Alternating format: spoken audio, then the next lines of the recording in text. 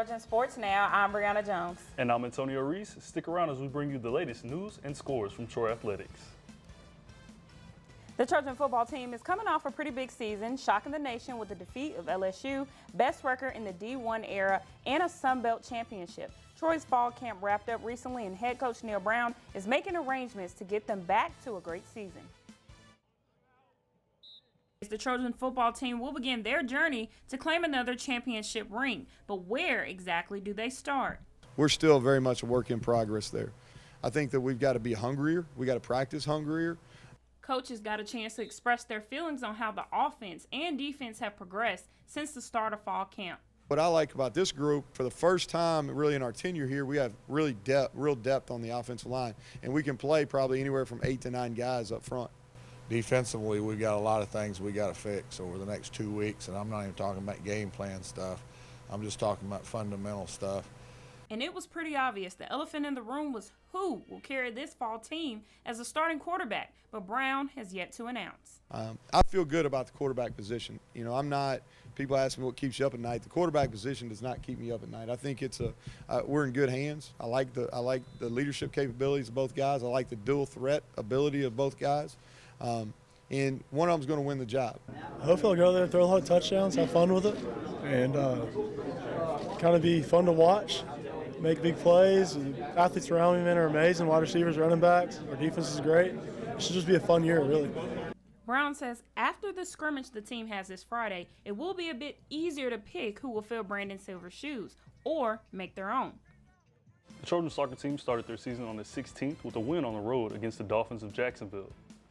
The Trojans won the match 2-0. The Trojans used an aggressive offensive attack to pressure Jacksonville from the start, outshooting the Dolphins on target 5-1 at halftime and 9-4 in the game.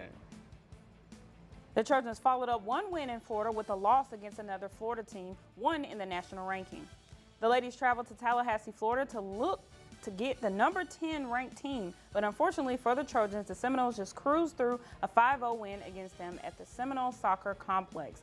Senior Natalie Malilo attempted at a shot for the Trojans, but it just didn't pull through. The ladies are now 0-4 to the Seminoles.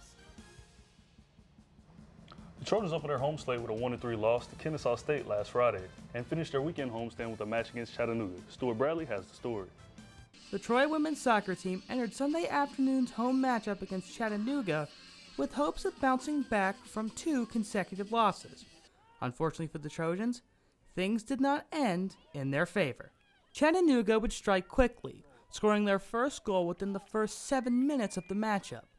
They would then strike again, this time in the closing seconds of the first half, and the Trojans would enter halftime in a 2-0 deficit. We went in 2 silly goals in the first half that we should have defended better, and as a result it made it a much harder game the second half.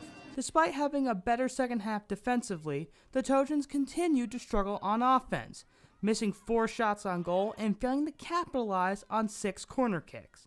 Chattanooga's defense continued to hold the Trojans in check, and the offense would score their 3rd and final goal in the 58th minute, ultimately sealing Troy's fate in a 3-0 shutout, marking the 3rd straight loss for the Trojans.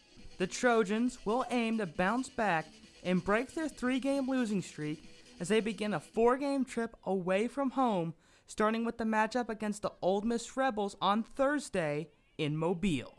Stuart Bradley, Troy, Trojan Vision Sports. The Trojan volleyball team opened their season at home this past weekend with 3 games at the Troy Invitational.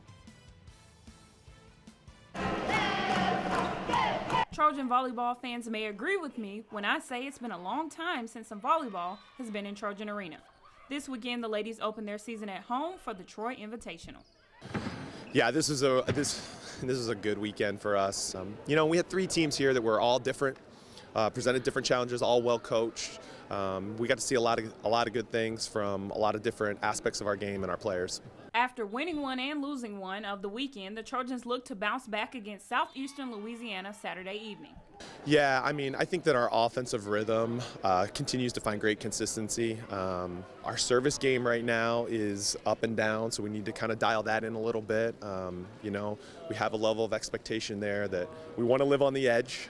And so You know, I think that some work this week on that is going to be good. This season, the Trojans started 3 freshmen in their lineup, and one of the Trojan players says how the freshmen exceeded her expectations.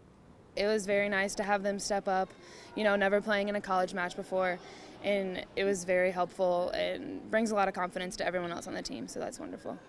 Lara also weighed in on a few players he would say had a pretty good performance over the weekend.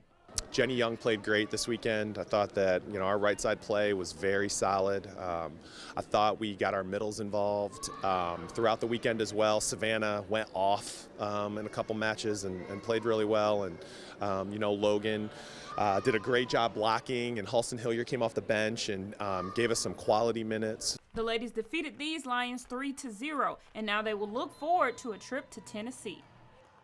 The preseason rankings are out for the Sun Belt cross-country teams, and it doesn't look good for either side of the Trojan teams. The Troy men's cross-country team was voted to finish 6th, while the women's team was selected to finish 11th in the Sun Belt Conference, as announced by the league's office Wednesday morning. The men's team received 51 points, and the women's tallied 35 points in a vote by the league's head coaches. UT Arlington was selected as the preseason favorite for the men, and Texas State was tabbed as the preseason favorite on the women's side. Expectations are high.